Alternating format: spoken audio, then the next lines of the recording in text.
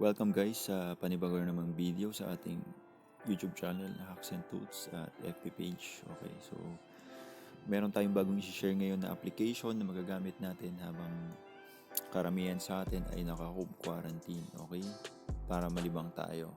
So itong app na to guys magagamit natin para makapanood tayo ng movies, series, mga pay-per-view na sa MMA. Ayan. Okay, so ano ba yung pangalan ng app na to? So, punta lang tayo dito.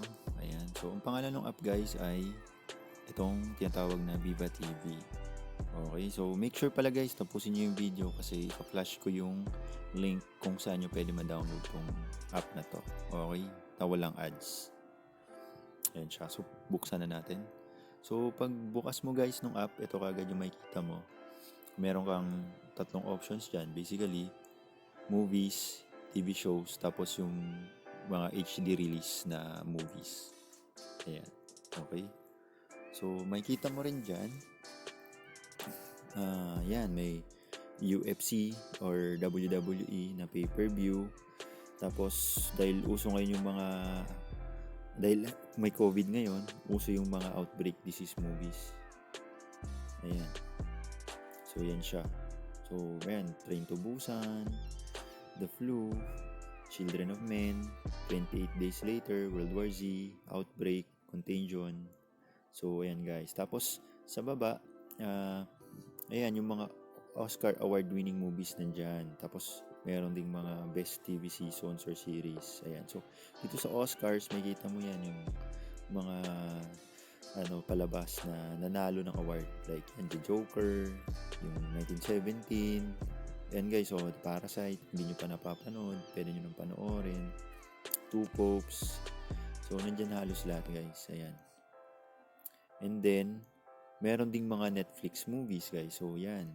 So, ibig sabihin, hindi mo na kailangan ng Netflix account para mapanood mo yung mga Netflix movies.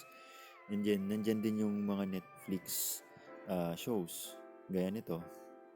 Ayan. So, makikita mo dyan guys. Nandiyan yung mga palabas sa Netflix. Okay? So, punta naman tayo dun sa TV shows. So, pag click natin tong TV shows, makikita mo lang mga popular, trending, top rated. Okay? And then, meron ding mga on-air, tsaka airing today na kung may inabangan ka dyan. Okay? Tapos, sa search, try natin yung mga may link dito eh. Ito yung kinababaliwan ng mga kababaihan ngayon. So yan, Crash Landing on You guys. Nandyan siya, meron tayo dito. So mapapanood nyo. Tapos yung mga similar rin, TV shows nandyan halos. Okay? So ayan.